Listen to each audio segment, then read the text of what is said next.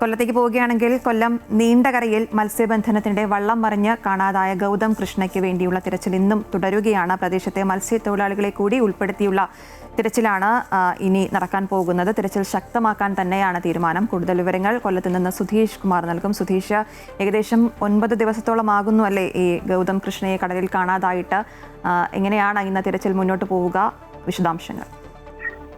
തീർച്ചയായും കഴിഞ്ഞ ദിവസം കോസ്റ്റ് ഗാർഡിന്റെയും ഉൾപ്പെടെ ഡ്രോണുകളും മറ്റും ഹെലികോപ്റ്ററുകളും മറ്റും ഉപയോഗിച്ചുള്ള തെരച്ചിലായിരുന്നു കഴിഞ്ഞ ദിവസം നടത്തിയിരുന്നത്. ഏതായാലും തെരച്ചിൽ ഇന്നും തുടരും.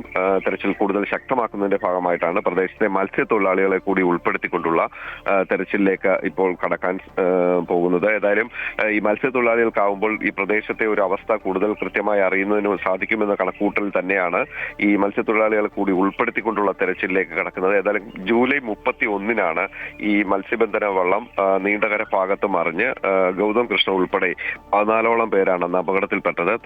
ഗൗതം കൃഷ്ണന്റെ അച്ഛനും അപ്പൂപ്പനും ഉൾപ്പെടെയുള്ളവർ ആ അപകടത്തിൽ മരിക്കുകയും ചെയ്തിരുന്നു. അവരുടെ മൃതശരീരങ്ങൾ തൊട്ടടുത്ത ദിവസങ്ങളിലൊക്കെയാണ് ലഭിച്ചിരുന്നത്, അന്വേഷണത്തിൽ ലഭിച്ചത്. പിന്നീട് ഈ ഗൗതം കൃഷ്ണയെ ഉൾപ്പെടെയുള്ളവർ സഞ്ചരിച്ചിരുന്ന ബോട്ടിന് ഉൾവശത്ത്, ബോട്ട് മറിഞ്ഞു കിടന്ന ബോട്ടിനടിയിൽ ഒരു മൃതദേഹം ഉണ്ടായിരുന്നത്. അത്തരത്തിൽ വലയിൽ കുടുങ്ങിയ നിലയിലും ഒക്കെ ആയിരുന്നു രണ്ട് മൃതദേഹങ്ങളിൽ അവിടെ നിന്നും ലഭിച്ചത്.